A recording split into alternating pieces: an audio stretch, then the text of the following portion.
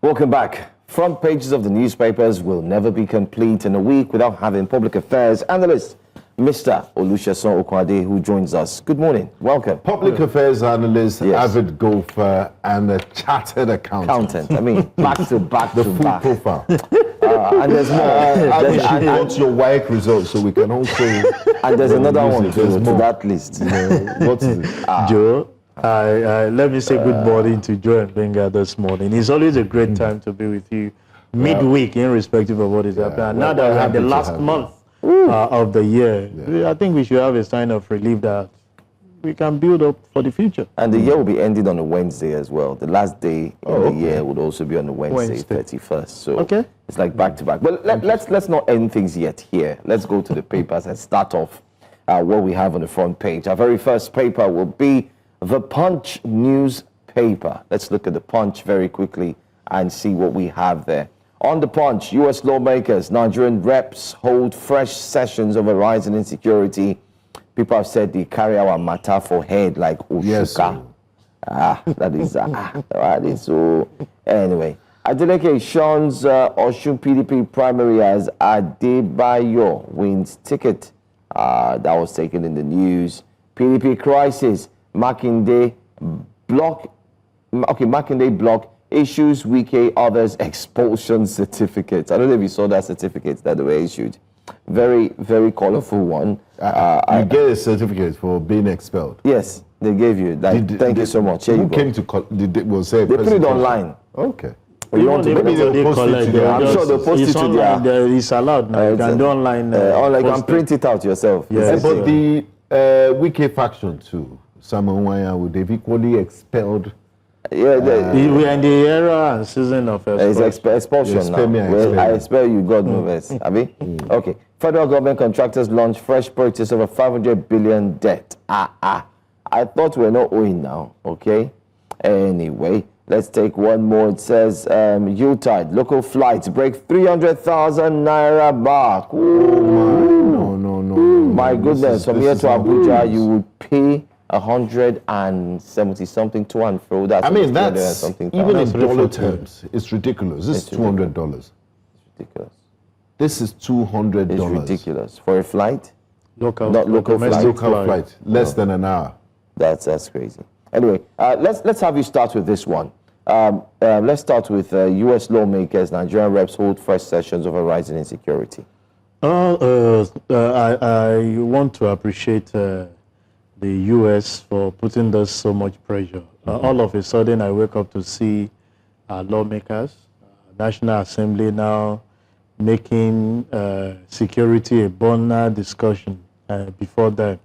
And I think the order by Mr. President to withdraw police, at least from VIPs, is also generating issues. So now I ask myself the question. A lot of us have been living without police protection and the likes, and we've been moving freely. And we've been raising on every day, at least every Wednesday that we come here, we talked about insecurity.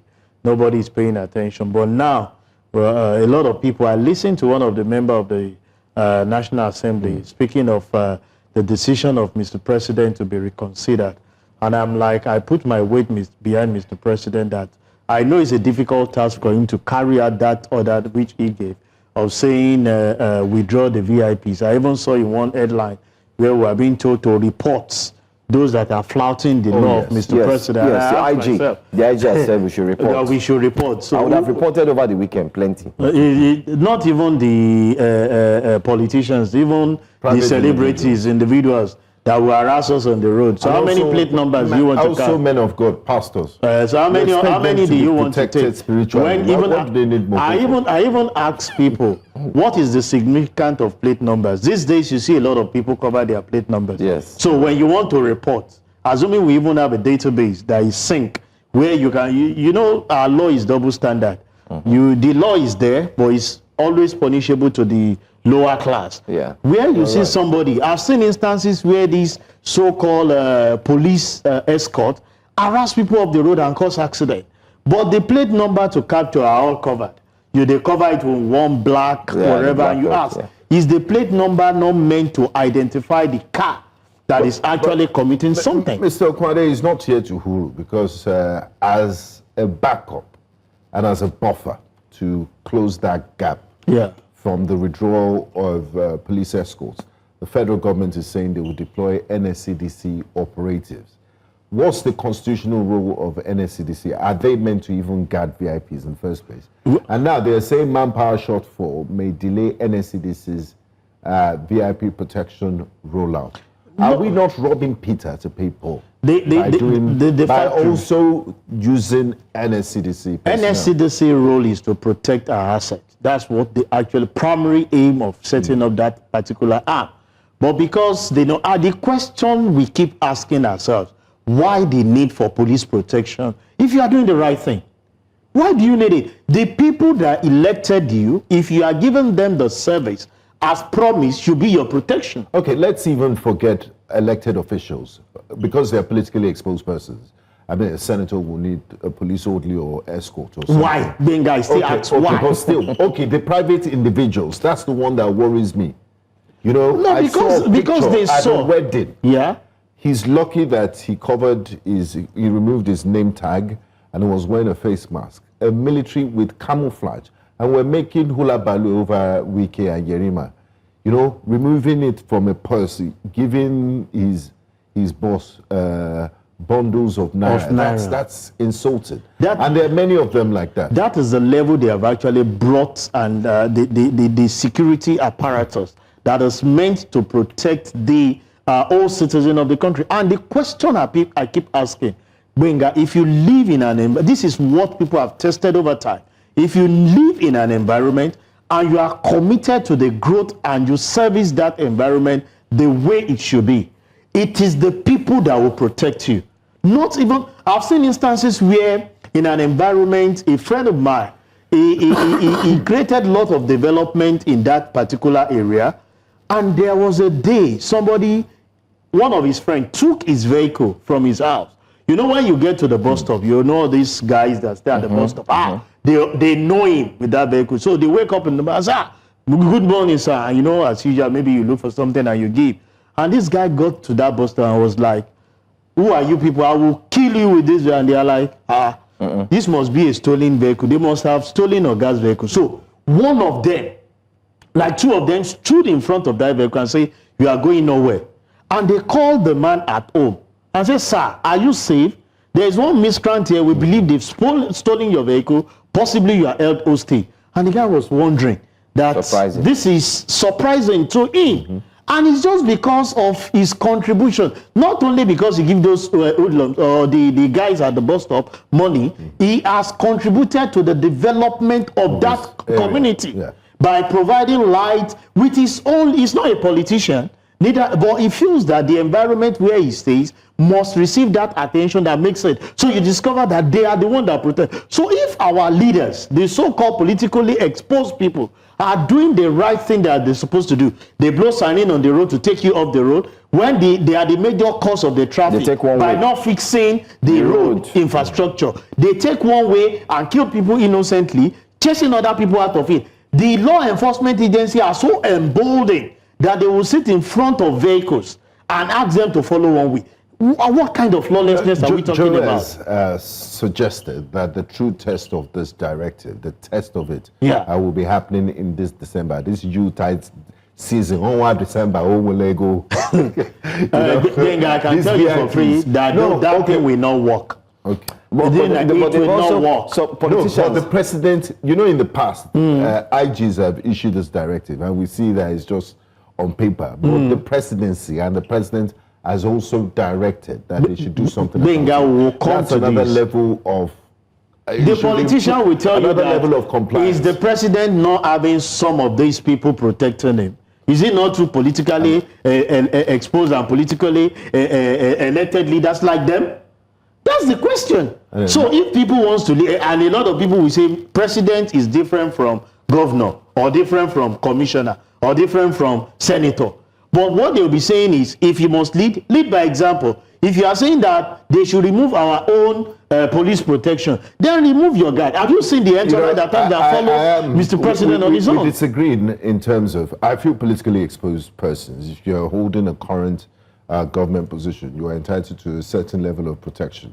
But private citizens, pastors, and don't go to the area of pastors. Those ones, at times, I don't want to discuss the issue because do what I say. Yeah. Don't do what I do. When you act that people are praying, you are praying for people that you have divine protection. And you have 3 armed protection. AK-47 that you cannot move closer to pastors. At times I ask myself the question. You can't even touch the hem of their garment. And that is the person they claim they are following. People make sure that they touch the hem of their garment. But when they go out to parties, to crusades and all the things, the people that guard them, and you see pastor driving a bulletproof vehicle. Where is God protection that you are preaching to the people? So it's more of do what I say.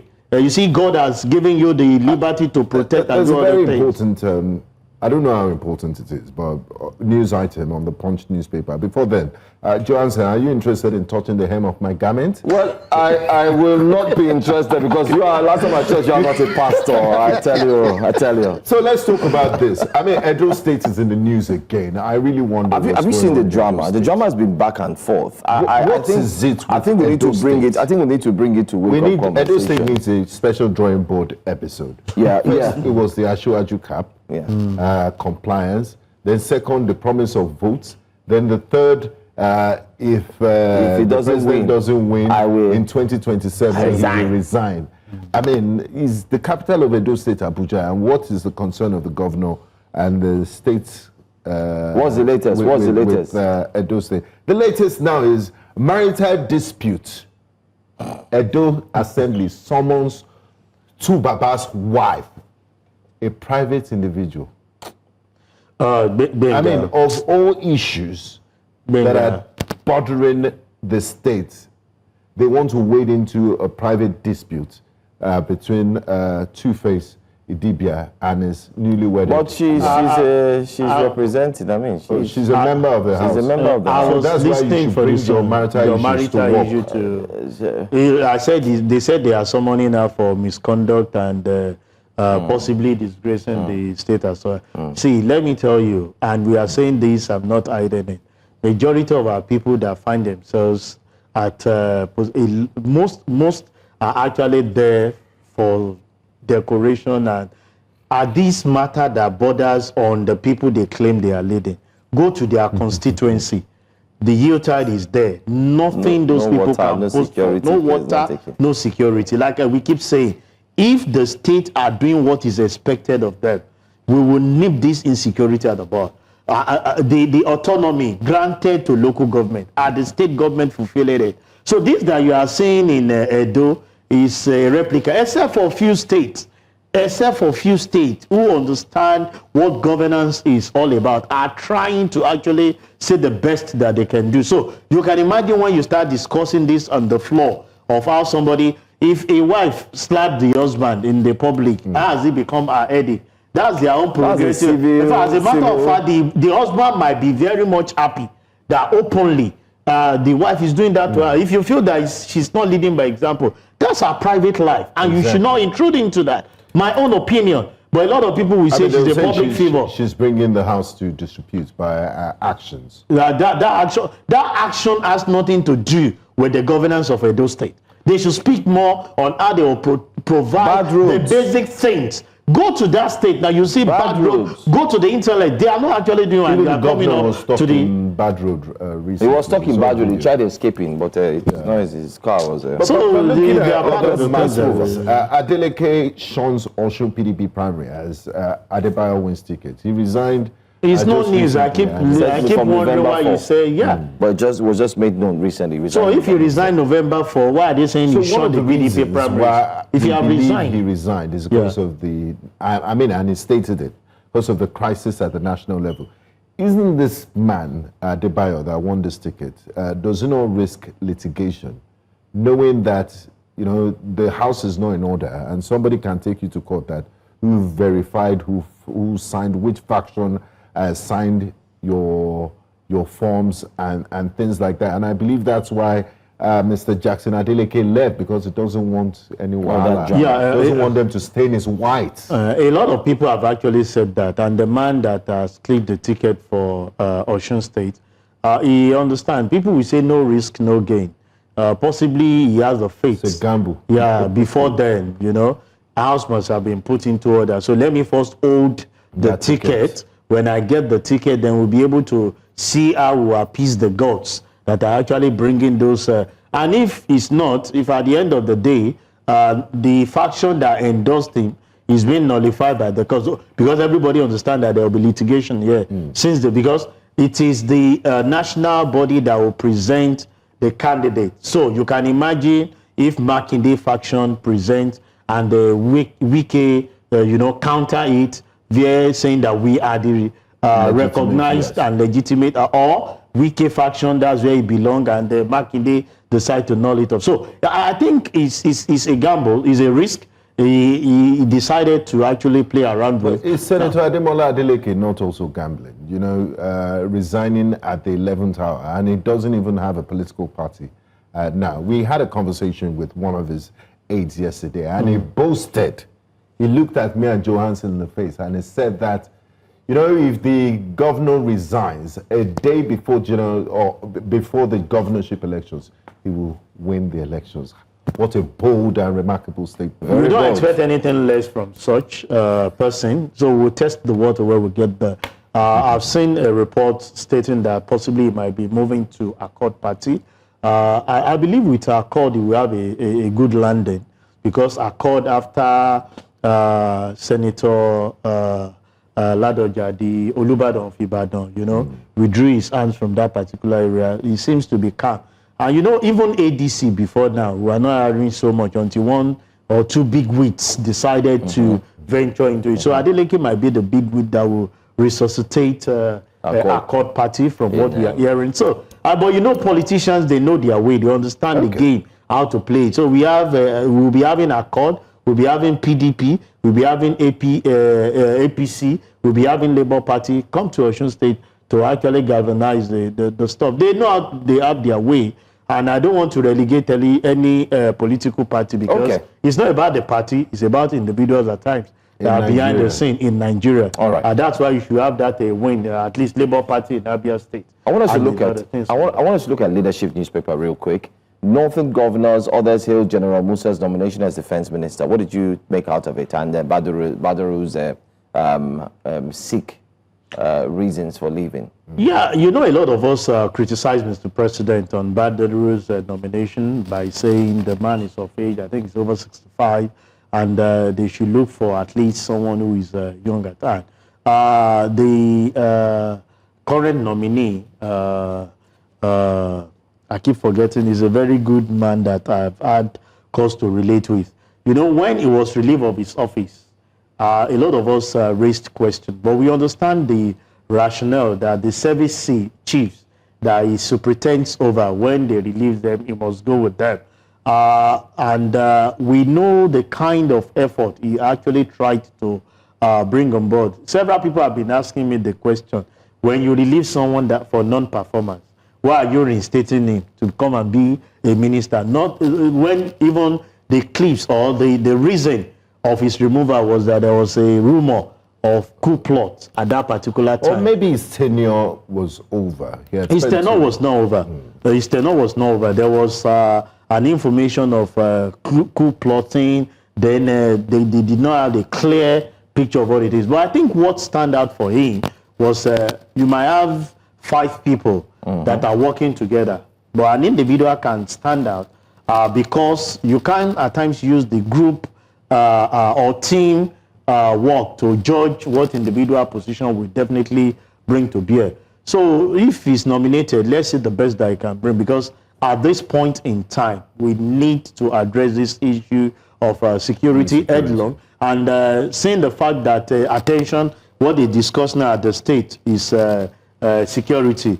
I heard the House of Rep are restating the issue of state policing, that a lot of people have actually been clamoring for over years. What are the laws that they need to put? Because a lot of us are saying that we cannot continue to do the same thing the same way. I expect different results. Absolutely. Can we have a different approach by saying that let's do what we're doing now is from top to bottom.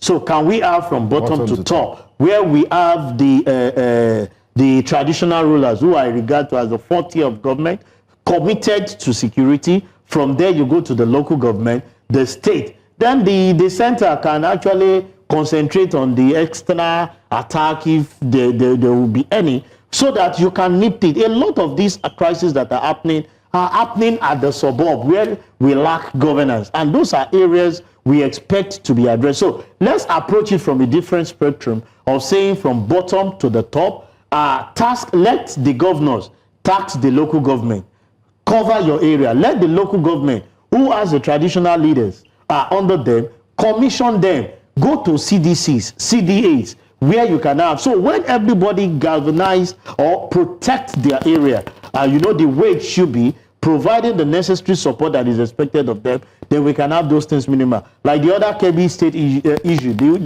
the day it happened that we analyzed it there, you are hearing about 7 hours drive to the center. So how do you expect governor to have understanding of what is going on there at every leaf? But if there are people that are saddled with the responsibility, policing. You have vigilantes. I remember in Lagos when there was a problem in Ikorodu, you have the likes of Oyabo, who are actually security architecture provided by Ikorodu Indeji. Yeah, during the Bado period, the Oyabos came out and they were able to confront those people because they have that environment. So I feel we should go that particular route. This resignation has also sparked conversation about a certain pattern within the ruling All Progressive Congress. They call it sickness as an excuse. The first happened to be Mr. Ajuri Ngalale, spokesperson to the president. The statement said he was sick. Second person was former APC chairman, Abdullahi Ganduje, the former governor of Kano State. They said he was sick. I saw him just yesterday. He was looking very hale and hearty. He attended a public function. I'm not God. We're not playing God here, but we look at patterns and we analyze patterns. And then now, Mr. Badaru, is there any crime in saying, look, thank you for your services. We don't want you anymore. Instead of invoking sickness that you might not, I don't know, or maybe we'll call the Nigerian Medical Association to perform, after you resigned, a medical test on you to see if you're... But what do you... Let's put 2 and 2 together, or 1 and 2. Bingo. Is there a pattern here? Bingo. Is this saving face or soft landing that you must give them sickness before they resign? I won't consider it as safe landing or saving face for them. Bingo, you see, when you are in position of authority in this country, the bullala that goes around you will make you to fall sick overnight. I was talking to one of my leaders who led one of the noble institute that we had, and he said, after I completed my tenure, Sesan, the kind of load. I said, Boga, you are looking very sharp. He said, that period I was always falling. He said, when you want to take decision, this one will come, that one will come. It gives you headache. Which way should I go? Okay, these are respected people telling you these are things that they feel you need to do. Your wish knows that it's wrong. And there are people you've respected. That's enough sickness for you if care is not taken. and I think, so you can understand. So a lot of people, because of interest, that's why we say, people need to just put first, the citizen they claim they are leader, because there are some people that you are not seeing their face behind the scene. The pressure they put on leaders to actually mislead them. It's just that it's always difficult for people to resign voluntarily. And I think the best escape route, the best escape route, just hide under sickness. Because even the headache, the body you are carrying. We are not that. Okay. Okay. Especially if you live in Lagos State, you want to resign. Navigating. I'm still agile. What potholes and the state of things. So those are things that will actually put you on the. So for me, my mental health. It matters so much. So I would say it's not. Most of the time, it's until when you wear the shoe, you understand the intrigues. See, there are some what I call monitoring forces that are waiting for you. The Benga that I know, Joe, let Mr. President invite him for an appointment first, and I will accept you 6 months' time. That's when you hear that, Mr. Yeson, there are saboteurs in this place. Even I want to do certain things. I don't even understand when I take this step. Because I've had opportunity to relate with those people. And I say, who are these people that you cannot, he say, Yeson, you can't understand. And I say, I pray one day you make people to. So those are things that create the sickness. There are some people behind the scene that do not want the betterment of this country. And they use the instrumentalities of their position to maneuver and manage the people at the center who are actually leading us. And that's what I can call sickness that you want to excuse yourself of. I want us to look at... Before you leave the leadership, there's good news on the leadership. No, I'm still there. I'm still on leadership. Okay. I want to look at leadership as well. This time, varsity. Yes, the lecturers report breakthrough in 2009 agreement renegotiation. ASU federal government reach agreement on 40% pay rise, 40%, and autonomy and funding. So we're making progress. So this is good. Yeah, well, the progress is there, but you know, most of the time we always have this thing signed. When it comes to implementation, we see another level of strike. Again, being called upon. I remember 2009, there was a signed document, I think with Gigi. It's 2009 issue. So that we are still trying to battle. And then it was a signed agreement with government. Well, when it came to implementation, that's when you hear about budget deficit. We are struggling to see how we make ends meet. Okay, the 40% we have given to you, can you manage 10%? Those ones will come, no, you signed 40%, the politicians... So it's not yet to who? So as it's not yet... Let's not celebrate yet. Let's not be too quick. Until when we see the implementation. Even Falcons, they have not received their $100,000. Even Falcons, they've not seen anything. So it's not about having those things on paper. It's about you having that implementation. So we'll come and celebrate when we hear ASU and the other like saying, that signed agreement. About talks for the university autonomy, because that's changed. I mean, that's a major movement in terms of the overall perception and operations of universities, because they've always argued for it. You look at Harvard, for example. Harvard University Endowment Fund is bigger than Nigeria's budget, and the problem here is that when you grant universities too much autonomy, you price them away from ordinary people. They can go ahead and say, okay, you need.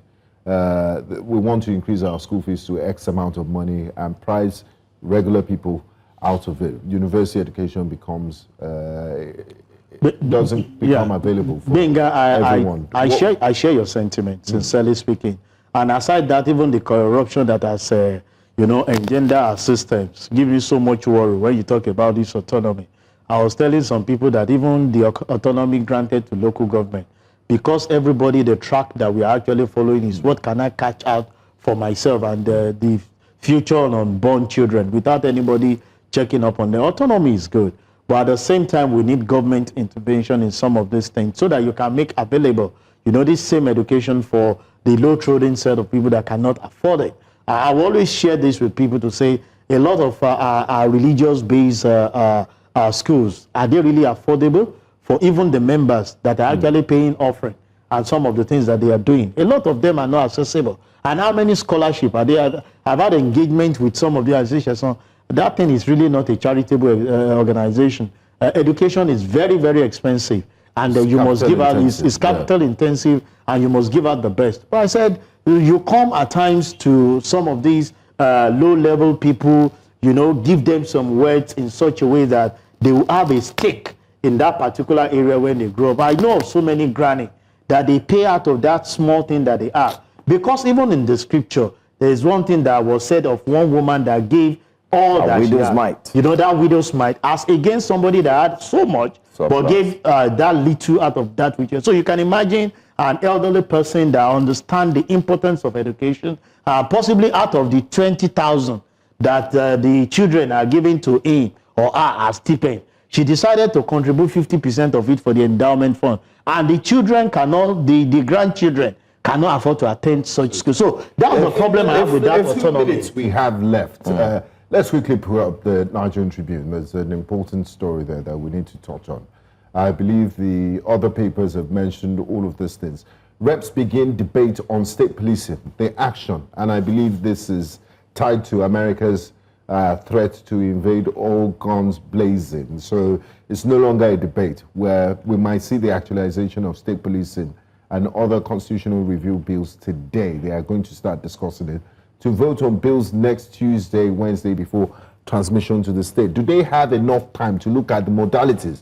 Because I won't want a situation where Amotekun is babbing people's head for carrying dreadlocks. And, you know, there are many, this is constitutional. There are many issues to be taken. Should they not take their time to look at this? Because it's looking like a rush job. I want you to talk on that in 1 minute. And also on health, this is for all the men there. This is Yuletide season. Beer belly linked to heart damage in the men. Benga, let's take on that beer belly. Let's just leave the other story. Beer belly. Pot belly is not a sign of good living. Look at us. Look at me. What do you think? Yeah, well, they will continue to tell people about this. Individuals take the decision on what they want to do. But there's this saying that if the belly is not big, it shows that the woman is not feeding the man well. Yes, and the ladies like it. They call them zaddy, and they rub their stomach. Olive is not here to debunk that. And they're actually pushing the man to the grave. Where you see, it's an individual discipline. How you discipline yourself, how you actually prioritize your health. At times, it's not even the pot belly, the mental alertness on your part, just like you raised. So, what do? You've heard series where they will tell you that tobacco smoking is dangerous. Yeah. A lot of people can't do without that. They still go ahead and smoke and say, so it's my life. And we've seen instances where people will tell you that, look at this man. He's been smoking for God knows when. 90 years, and, he's 89 years now. Yeah. This one has been drinking for God knows when. So that what the scientists are telling you are just what they believe that they don't. So I feel individual needs to monitor their health, know what is good and best for them, and be able to do. If you feel that pot belly is good for you because they are rubbing it, when you get to that place, the lady has another pot belly too. Okay, that's all on the show for this morning. Thank you so much. So our directors who don't have pot belly, by the way, they're very fit on News Central. Thank you so much.